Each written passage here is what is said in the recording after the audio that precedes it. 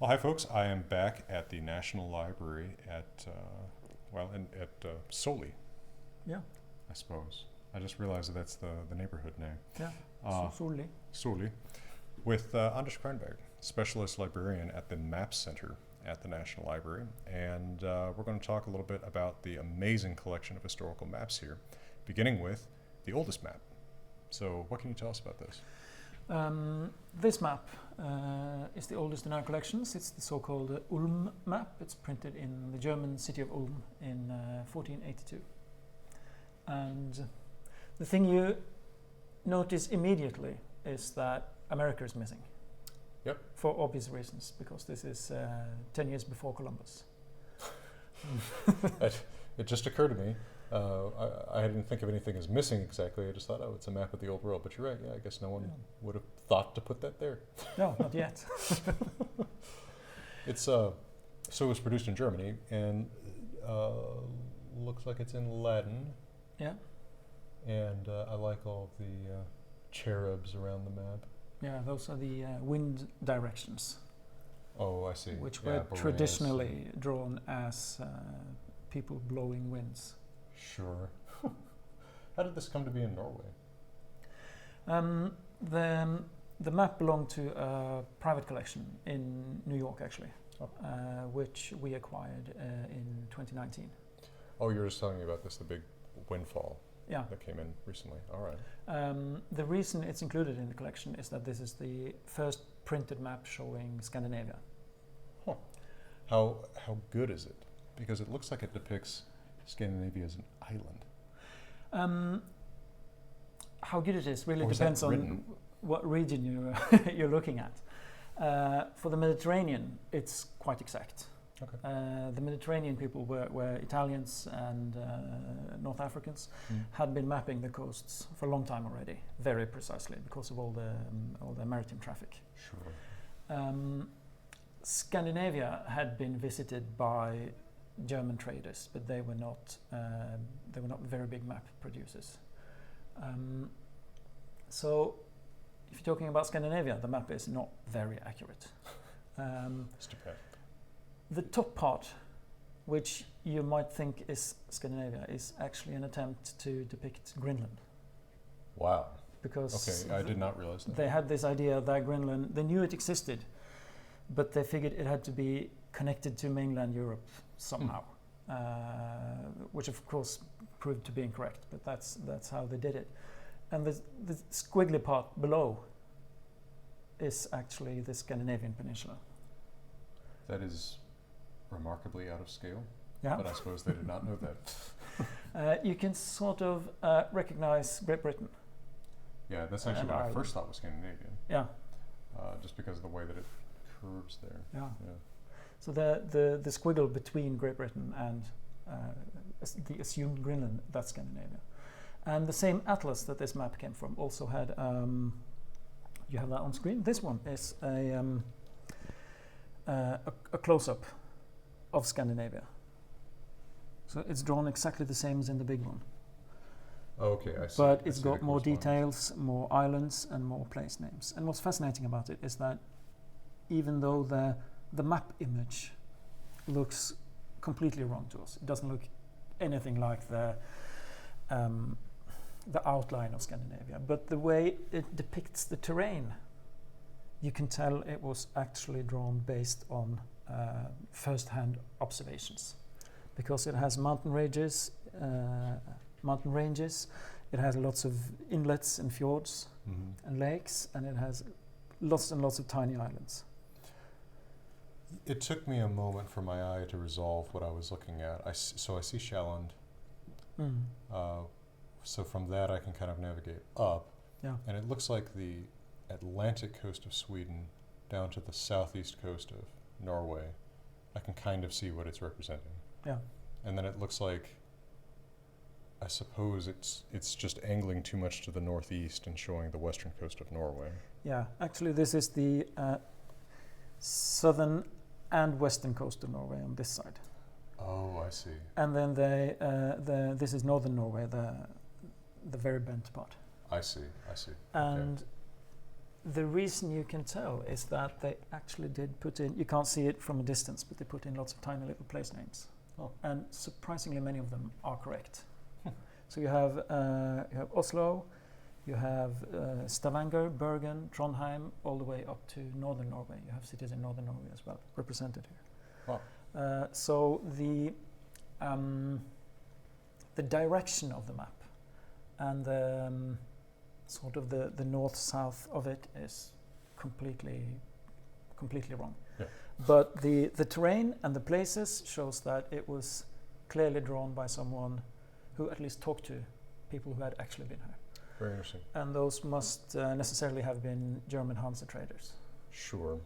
And of course, the errors of scale are almost to be expected in that kind of second and third hand information. Yes. That's The scale is calculated from sailing time. sure. And what's fascinating is that, for instance, difficult parts of the coast where you would expect hard weather and hard winds are depicted as longer distances That makes sense. because of the sailing time is longer. I see. Well, in a sense, then, that's very much it's a practical expedient for Yeah. someone who wants to use one of these maps. Mm. It gives you a sense of, well, obviously not perfect, but a sense of travel time. Yeah. Are there false place names on the map? You mentioned that some of the place names are right, so are there false ones or names that don't correspond to something that? Most of the place names, most of the place names are unidentified, and it's really hard to tell if they were made up or if they tried to write a Norwegian word as heard by a German as Sure. written in Latin. Right. So and it could be because today we're used to maps that write the biggest cities with the biggest letters, Correct. smaller cities with smaller letters. But these people would just write down any place they happen to land, which could have been a tiny village that would be gone by now. It could have been just a one-family farm, Sure. not really a city at all. So what they tried to put down, it could be made up or it could be an attempt to write something real. This one is where we start to get more accurate maps of Norway in the late 1500s, early 1600s. And the reason for that is the Dutch timber trade. Makes sense. I mean, this is a huge step. Yes, it's and that happened in a very short time. You had those very approximate maps where Scandinavia looked like a blob of some kind. Right. Until around 1600, the decades before and after 1600, the Netherlands were really ramping up their worldwide trade. It's the same time as they established colonies in America, Sure. Southeast Asia. And to do that, to build all those ships, they needed large amounts of timber. And they got it in Scandinavia. That makes perfect sense. And of course, they would need a more practical map. I mean, this is 130 years after Yes. this last one that we looked at, and yet this one is actually completely recognizable. The Baltic coast looks fairly good. The Norwegian coast looks fairly good. The area around Trondheim is distinct. I mean, it's too big, but you can tell what they're trying to depict, I think.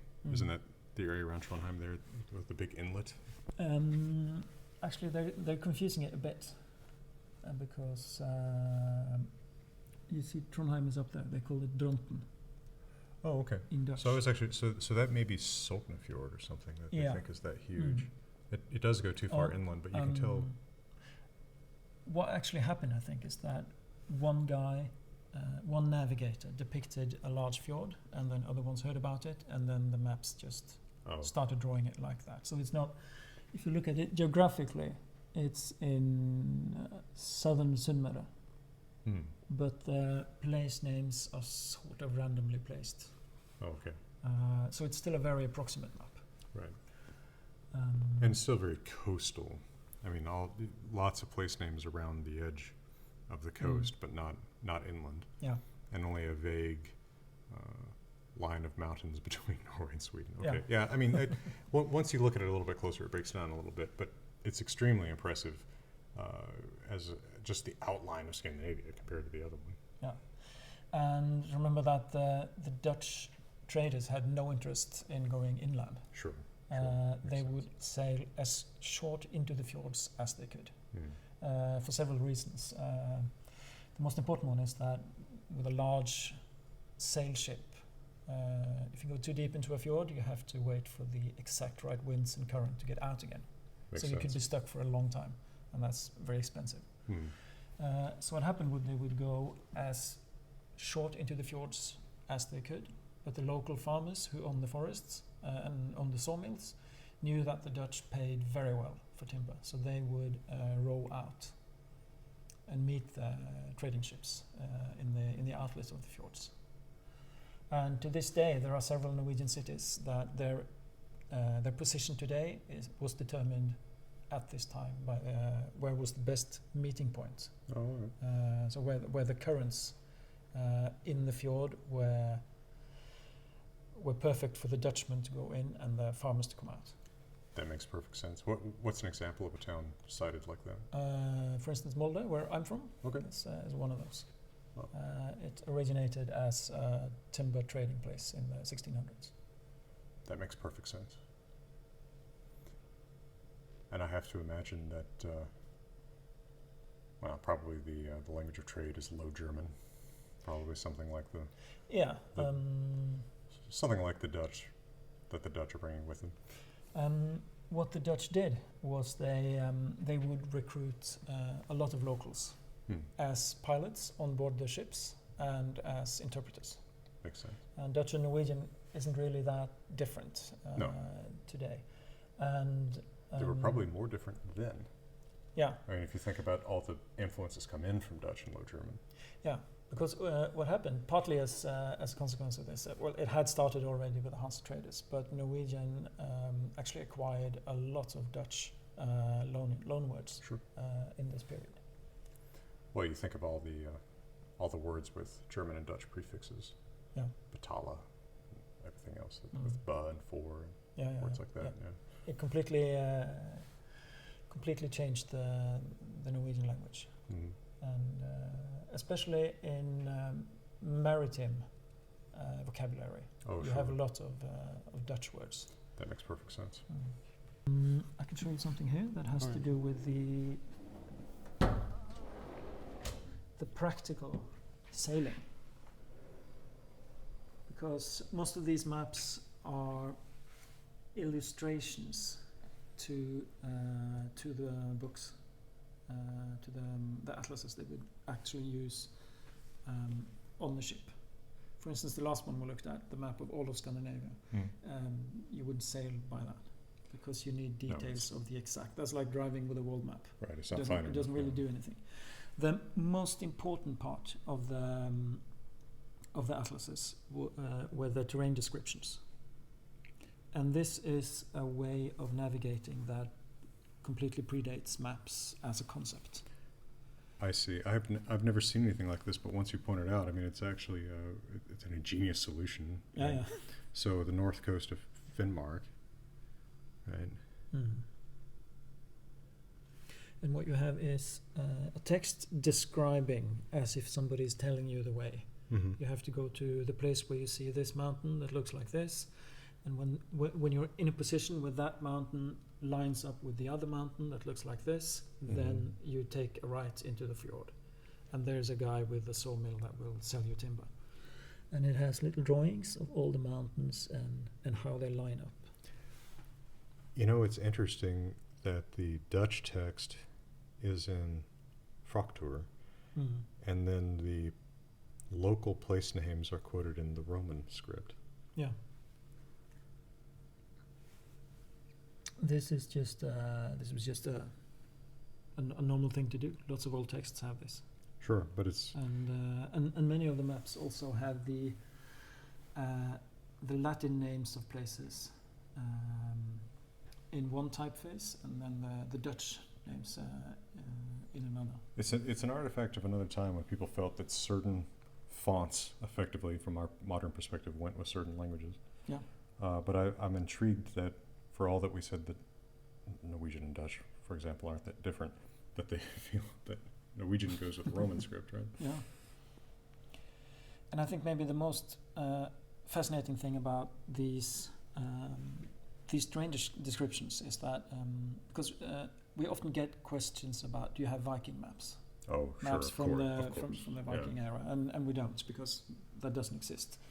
But this is pretty much exactly the same way the Vikings would navigate. You have to imagine.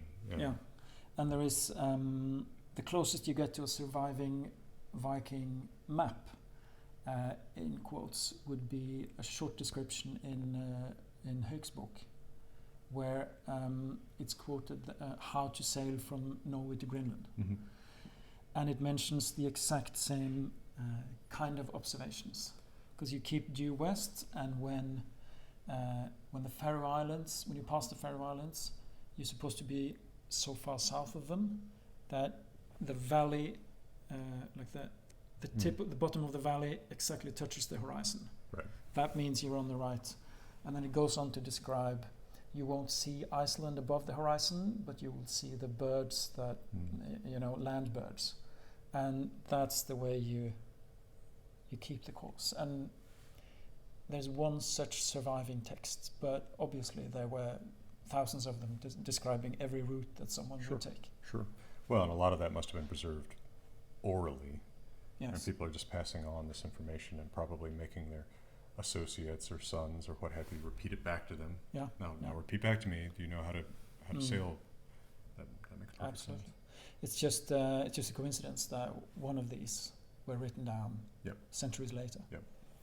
Yeah, I've received that question quite a bit too. People wondering about Viking maps. They say, well, if they were such good navigators, why don't we have maps? Yeah. So, well, first of all, creating a map is actually an expensive proposition. Yeah. Right? When you think about the materials that you need, vellum or certainly paper, ink, something like that, and the Vikings don't have a print culture. No. Let alone even a manuscript culture. Yeah. And what are you going to do? Carve it on bark? Yeah. Right.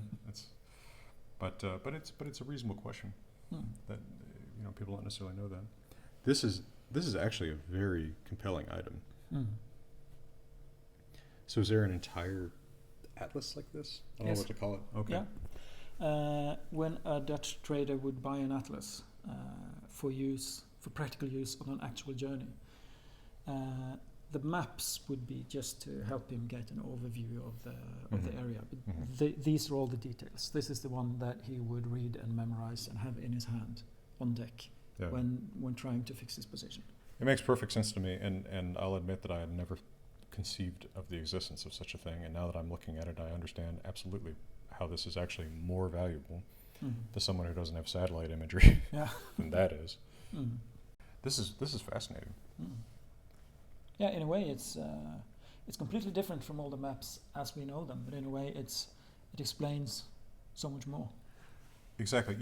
It's to put it over dramatically, the smells of the sea. Yeah. Right. You can really get a sense of someone pouring over this. All right, is that it? Am I seeing? Is that hill? Right. Also, these are in our collections. The specimens of these are very often more worn and dirty. That makes perfect sense. Because of course, they're being used. Yeah. Because a lot of the maps, especially the brightly, beautifully hand-colored ones, were made to hang in some rich person's home. Sure. Well, same thing with medieval manuscripts. Yeah. Right. Yeah. All right, and last but not least, what are we looking at now? This is a map of Scandinavia from 1720, and one of the questions we get a lot is, did the border used to go all the way to here, and did this part belong to this country? Did this part belong to this country? Was this a separate country? Because today we are very used to reading maps as when a colored part is a different part than the other parts. Right. Sure. So our mind reads it as an independent country, for instance, if it's colored. But in the 1700s, that was not the norm as much as now, and none of these were printed in color. That would be it was technically possible, but it would be very time-consuming and very expensive. It was a lot cheaper to just get people with brushes to sit and hand color all of them. I see. And the customer would often just say, have some specifications. So every copy of the map may have completely different colors. So Wow. they have made an attempt to color Norway in this color, Mm-hmm. and Sweden in this color, and probably a region of Sweden in this color. But if you look at it closely, you'll see that, for instance, Every all the island is islands, different. yeah, have a different color. And a maelstrom? Yeah. That's great. I love Yeah, that. that's the famous maelstrom in Lofoten. That's fantastic. It's depicted on a lot of maps. Very sort of a mainstay on maps of Scandinavia because people had heard of it. Sure. And this little twirl, you can almost always find it in the maps. It's very charming. Yeah, I was trying to think of what these colors corresponded with. Is this Skåne red? Like Yeah, this is Skåne. You can see the different regions of Denmark and Sweden and Mhm. Finland are different colors. But Norway is colored. You see the regional borders are they're in the there. print. Yeah. So another copy might have Norway colored like it was divided into regions, and Sweden Sure. colored as one country. Sure. Just depending on the interest of the person. Yeah. Yeah. And the tastes and sometimes political ambitions, sometimes just for decorational purposes. And I think sometimes the colorist also would be told to just do something nice, Yeah. Right. Make and it they look good. wouldn't really care about the politics. And I think that's the reason every island has a different color, just because it looks nice. But Yeah. in Sweden, the islands correspond to their region. So what was really There's a few colored ones right there. Yeah. yeah, that's right. These. I think Gotland has a little accessory colored islands. Does that say Oslo? Yeah, that's the old spelling. Oh, I've never seen that. No, I don't think it was ever pronounced like that. No, I can't We don't imagine. really know, but it's most likely a spelling inspired by German. Yeah, etymologically, it doesn't make sense. No, it doesn't. And, I think even into the 19th century, color on maps was largely hand done, wasn't Yeah, it? yeah. Am I wrong about that? Yeah, at least in Norway, the first color printed atlases would be in mid 1800s. Mhm. I had the privilege once of handling a first edition printing of John Charles Fremont's 1848 account Yeah. of his first expedition west, and it Oh, included yeah. a map, Mm. and the coloring was hand done. Mm. So I suppose that is something that continued probably into the early 20th century. All right. Well, what we should do then is I'll just thank you for your time and wish Yeah. people all the best. Yeah. All right. Well, Anders, thank you very much for your time today. You're I really, welcome. really appreciate this tour through the Maps Center at the National Bibliotek in Oslo. And from beautiful Oslo, we're wishing you all the best.